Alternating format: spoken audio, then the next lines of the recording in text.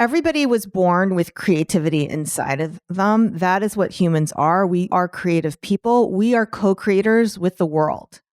So from the very first finger painting, you were an artist. As a toddler, your artwork wasn't accompanied by the mind chatter that might have convinced you that you weren't good enough. You painted because it brought you joy.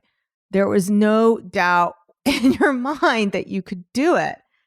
Now, you may have, as you gotten older, started to notice that other children got more praise than you did when they showed off their art. And then in time, maybe people have told you that you're good or not so good or whatever. And in time, you began to believe you couldn't be an artist. And you started to believe that talent myth, that some people were born with talent and others weren't. But the truth is, there's something else going on here. And that is, you need to have the skills to get results. And to have great skills, you need to practice those skills. So the child who starts off as a clumsy artist can acquire the skills they need. And the longer that child is willing to work at it, the better they get. It's the Inspiration Place podcast with artist Miriam Schulman. Welcome to the Inspiration Place podcast, an art world insider podcast for artists by an artist, where each week we go behind the scenes to uncover the perspiration and inspiration behind the art. And now, your host, Miriam Schulman. Well, hello there. This is Miriam Schulman, your curator of inspiration, and you're listening to episode number 241. I am so excited that you're here. Today, we are talking about how marketing and mindset trump talent. And I can't wait to dive into it. I put a bunch of notes down that I'm going to dive into, but before I do that, I just wanted to let you know that we are 2 weeks from the release of the book Artpreneur, which means it's going to be in the stores. Now, if you live in the US, guess what? And money's tight, guess what? You can request your library to carry it for you. Did you know libraries will order any book you want? So go to your local library and ask them to order Artpreneur by yours truly, Miriam Schulman, and they'll make sure you get it. And you'll be first on the list as soon as it comes in. I used to do that all the time. So there you go. Now, if you do have a little bit of extra, then invest in the book. And here's why. I've put together a juicy bonus package worth way more than the cost of the paperback or the Kindle or the Audible, however you choose to enjoy your books. So to get that, go to artpreneurbook.com and you can actually start enjoying many of the bonuses right away. There's the Artpreneur Appendix that we put together for you, so you don't have to waste time looking for best resources. And there's a 12 video series where I'm working inside my journal. There's basically one art journal spread per chapter where you will come away with inspiration and some artpreneur tips and a little behind the scenes from each chapter. And sometimes I even read from the book. So you'll totally love that. All right. So once again, that's artpreneurbook.com. And there's other bonuses I haven't talked about. You'll find all that on the page. What you do is you order the book from wherever you want to. So that can be your local bookstore. If you're worried about international shipping, bookdepository.com has free wide international shipping. Or if Amazon's the easiest for you, you can do that. Once you order, grab that order number off of your receipt or off of the email you get from the retailer. So you can put that back into the form. So we'll ask for your name, your email, and your order number. There's a human, by the way, who checks the order numbers to make sure that they look kosher. And then we'll make sure you'll get all of those juicy bonuses. We can't wait for you to enjoy them. They're my present for you. And just a thank you to you for supporting the book. And yeah, that's it. Okay. So now on with the show. Okay, my friend. So what I'm talking about is something that has come up a lot during the interviews, as well as from the trolls. So the trolls ask very good questions sometimes. They're not always completely wrong. The main troll question I get, and that also comes up sometimes in interviews, is what about talent? Because in my book, I say anybody can do this. And so that creates the objection. Well, Miriam, what about talent? And I also hear similar things from the trolls, where trolls on my social media posts will say things like, well, you just have to focus on being a good artist. That's all you have to do. And unfortunately, that's not true, because we've all seen in every market, in every industry, less talented people rise to the top and more talented people flail.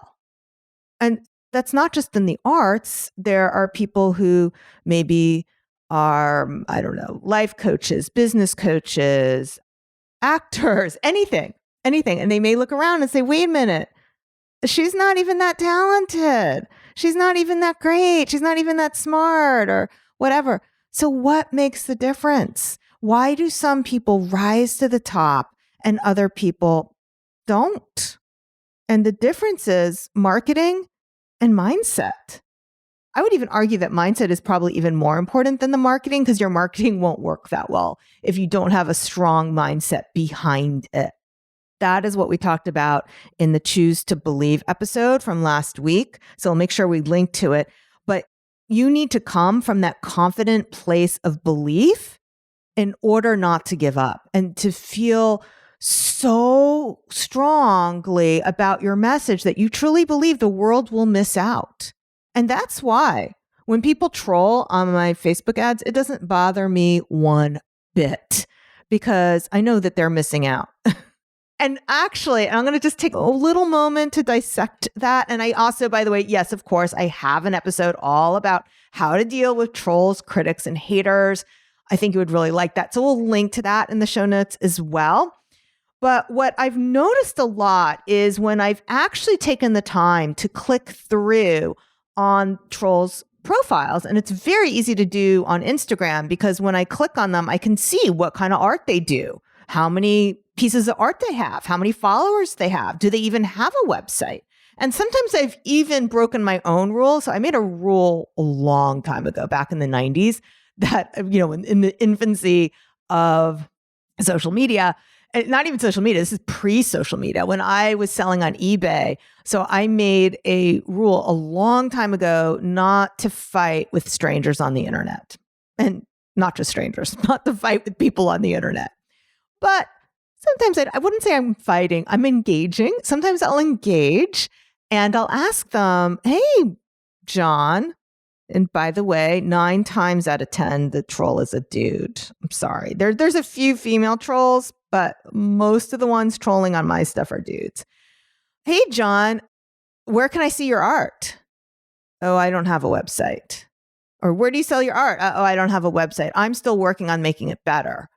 Okay, so that would make sense then, that you would post the remark under my ad to help artists that you just have to get better, because your belief is that you're not good enough. And that's why you're posting this remark right now. You're projecting.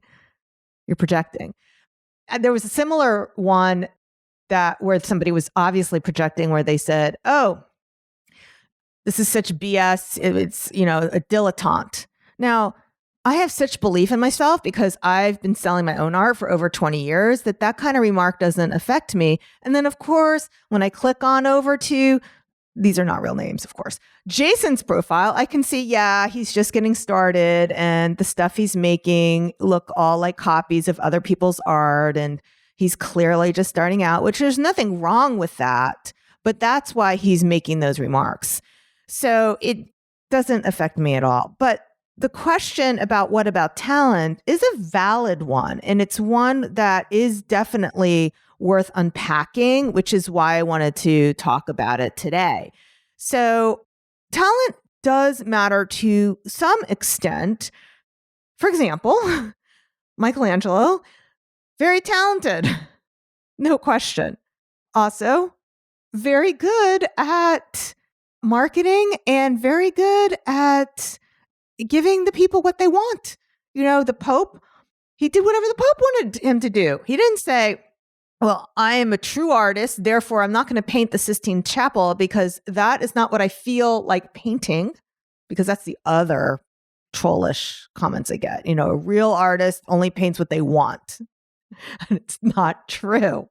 And Michelangelo did whatever the Pope wanted. Even when he asked him to paint the Sistine Chapel, he didn't say, hey, Pope, I'm a sculptor. I don't do murals. I'm not a muralist.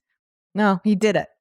So there's that. And he did make a lot of money.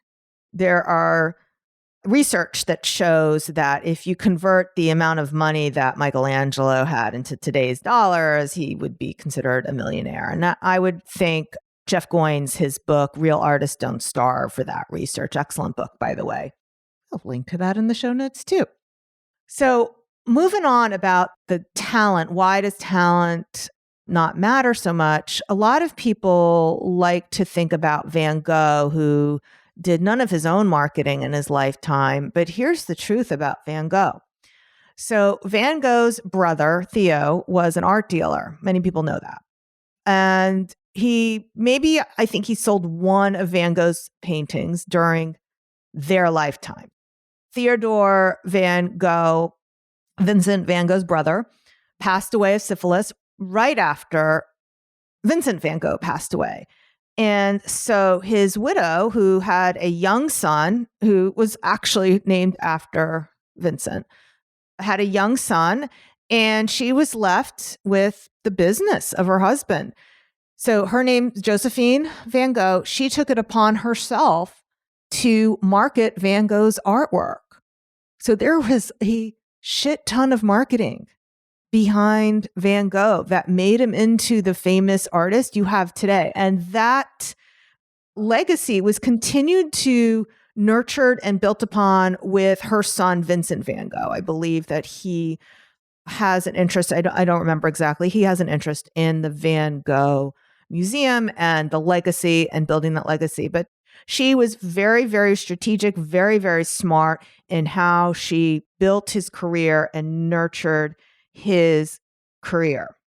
Okay, and I want to give another example of how artists market themselves. So the artist Alice Neal, who was born in 1900 and died in 1984. She died in the 1980s. And recently they did a huge retrospective of her art at the Metropolitan Museum of Art, which definitely establishes her in the canon of art history. I have done other episodes about her, and I believe I have some YouTubes about her as well. So that's definitely worth checking out and looking at her art. But what I wanted to share with you is that she was working in New York during the same time as the abstract expressionists. And she was working in a figurative style, which was not in vogue at that time. But one thing she did that definitely helped elevate her career and was a very smart marketing on her part is she invited her art critic friends and her, I would say, art world friends, because they weren't all critics. She would invite her art world friends to sit for portraits. And having these portraits basically of famous people in the art world helped elevate her visibility. So by the end of her life, she was not a starving artist either. She had a retrospective while she was alive at the Whitneys. And I think that one was in the early 1980s. That might have been the 1984 date that I'm thinking of. And she passed away shortly after the Whitney retrospective. So that was marketing. And now I want to give a third example. So this is Rubens. So Rubens I've talked about in the past when I was talking about the importance of using publicity to market.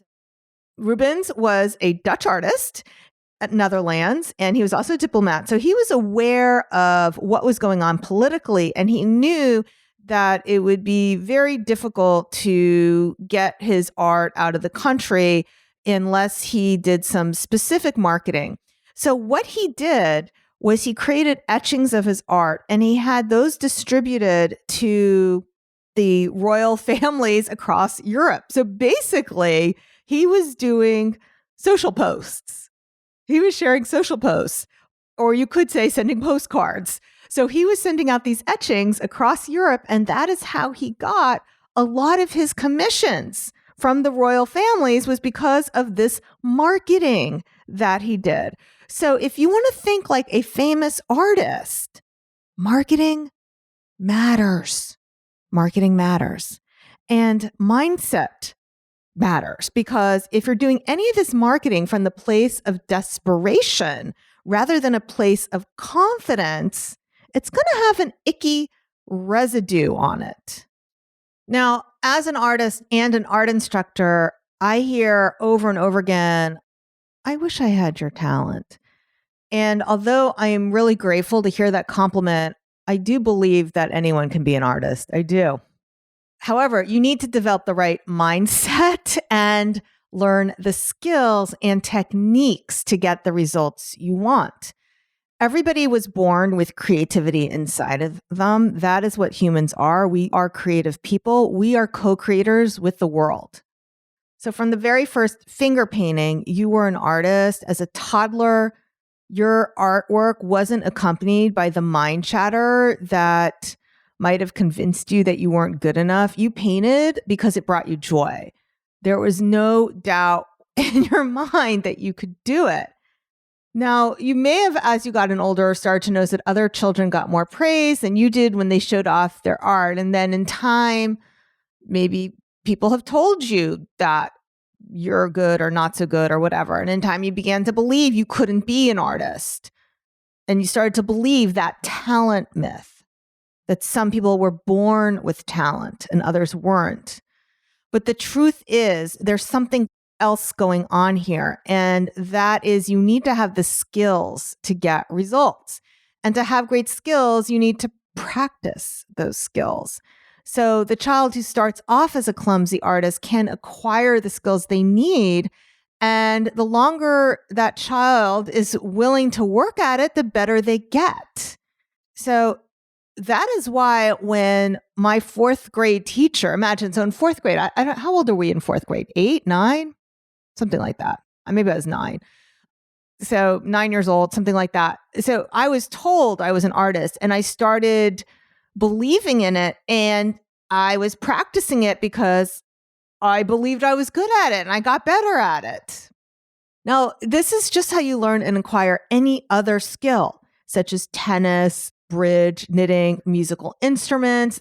This is something that Amy Chow talks about in her book, Tiger Mothers, is about how when you encourage, it's more than encourage, how when you force children to play a musical instrument, they don't like it in the beginning because they're not good at it. But once you force them to practice, the philosophy is, and by force, I don't think she's chaining them to the piano, but whatever discipline she's using to practice, the more they practice, the better they get. And then they enjoy the instrument. So they enjoy it because they got good. And the only way you get good is if you practice.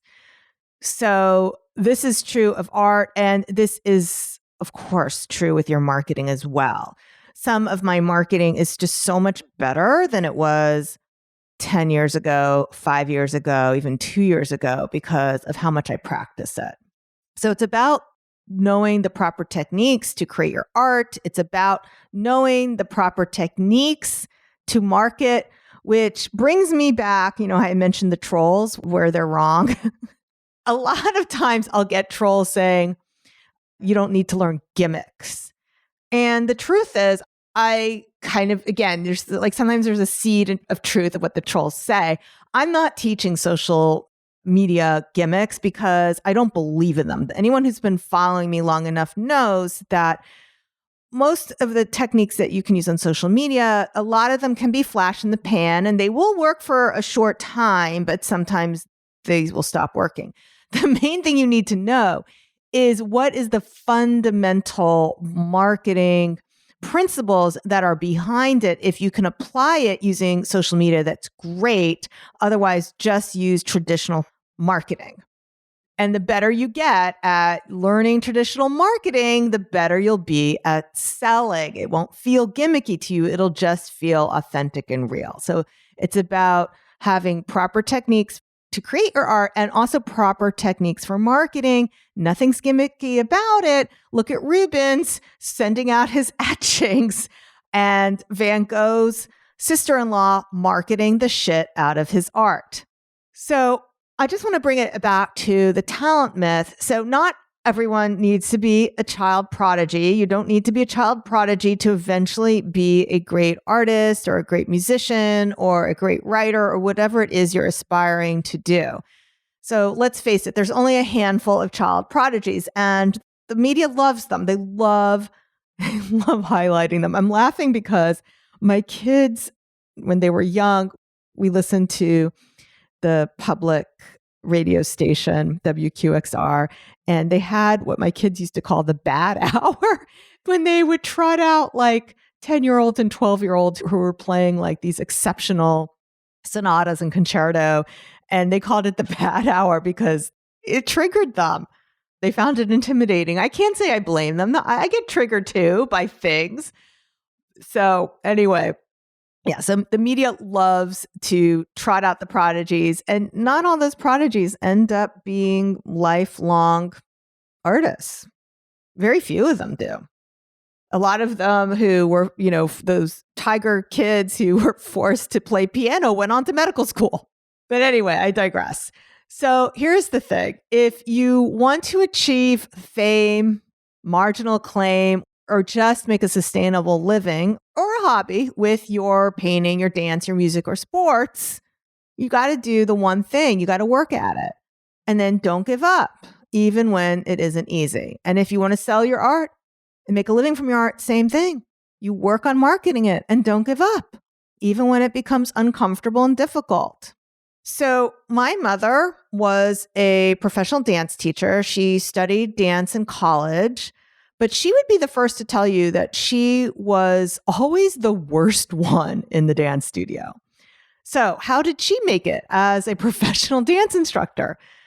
The answer is simple, but maybe not obvious. She simply didn't give up or get discouraged. She didn't. And it's like that Picasso saying, it's easy to be good when you're young. It's harder to be good when you're old. And that's the way I interpret that. I think actually Picasso's intention behind that quote is that at the time he was trying to achieve that naive quality in his artwork that comes so naturally to young people. So my daughter is a professional musician. She did show an early affinity for musical rhythms and music, but she did not begin her formal lessons in cello until the 5th grade, which is considered really late to begin classical music training, especially when you consider that Yo-Yo Ma was already playing at the Kennedy Center at age 7. But she didn't let not being a child prodigy or getting a late start at cello discourage her.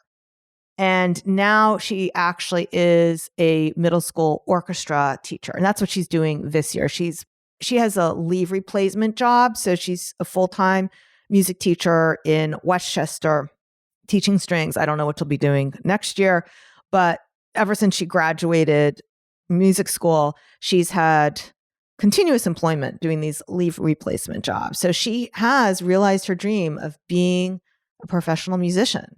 And her dream actually it was to be or is to be a music teacher, not a performer. So she is living her dream. So how is she able to do this? She didn't give up when things weren't easy.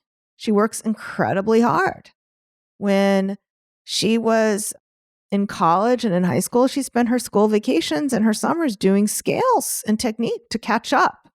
Meanwhile, the child prodigies in our neighborhood, which was a very affluent New York suburb, they got bored of their musical instruments and moved on to other things by the time they reached high school, which is fine. Not everybody needs to have that dream.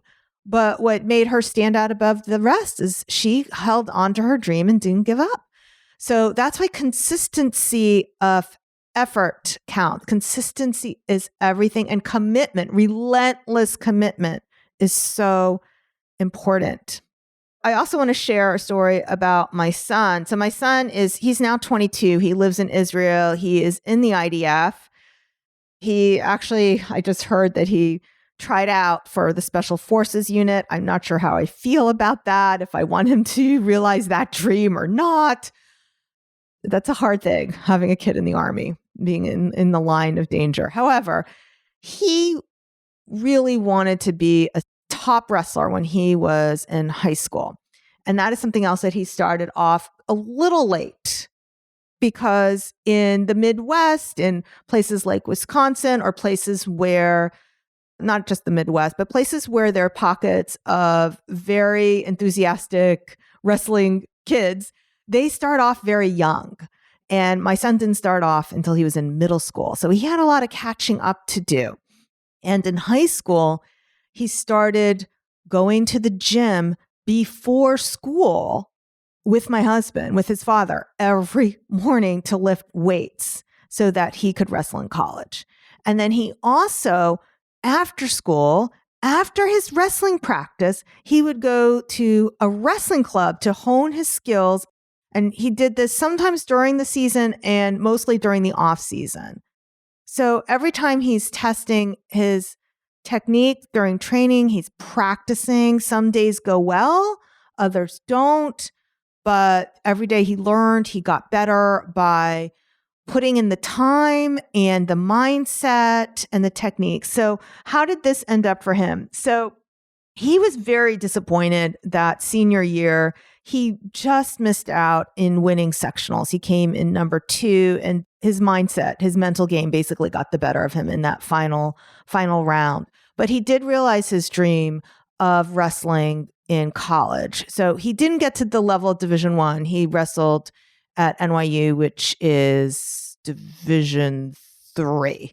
But he was determined. He did not give up. And he trained over the summer instead of hanging out with his friends, instead of going to summer camp.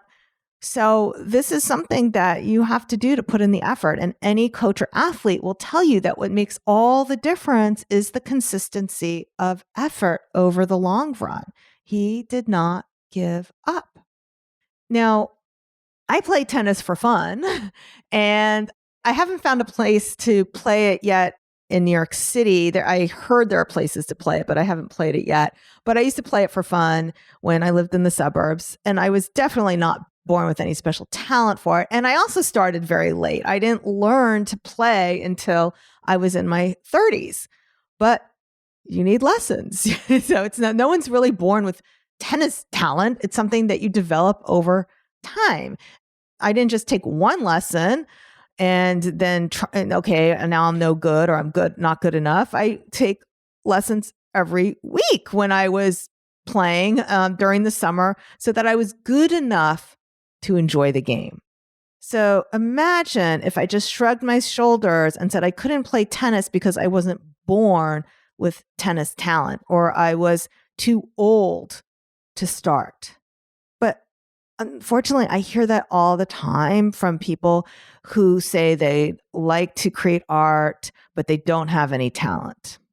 Now, obviously, you're not going to see me at the US Open or even leading the town tennis team. It's not my dream to be even an amateur tennis player, like very good at that. So that's not what I spend my time on.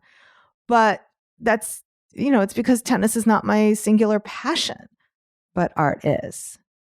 Art is. So for tennis, I am good enough to play for the sheer joy of it. And for some people, that could be what it is for their art. They can just take classes enough just to feel good about their art. Maybe their paintings won't be hanging in the museum. By the way, neither will mine, but that's not the point. The process of painting makes them happy. And with a little patience and practice and perseverance, their art can make others happy as well. Now, for those of you who want to make a thriving living from your art, who already have confidence in your art, You need to develop confidence in your marketing and know that it matters. Know that this matters and that being awesome is not good enough. It's not good enough just to be awesome. You have to, and by awesome, I mean good at your craft. You have to market it.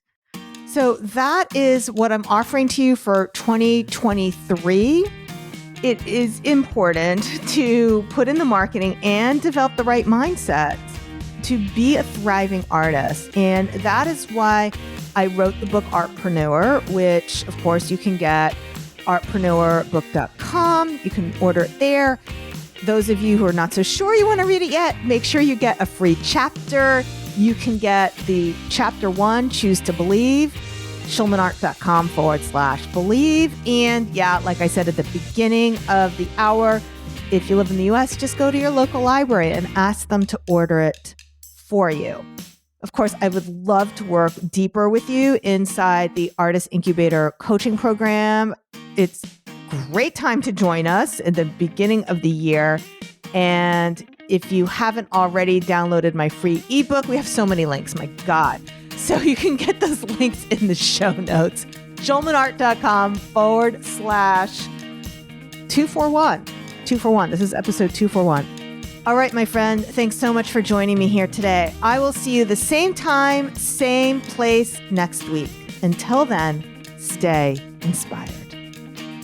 Thank you for listening to the Inspiration Place podcast. Connect with us on Facebook at facebook.com/schulmanart, on Instagram @schulmanart, and of course on schulmanart.com.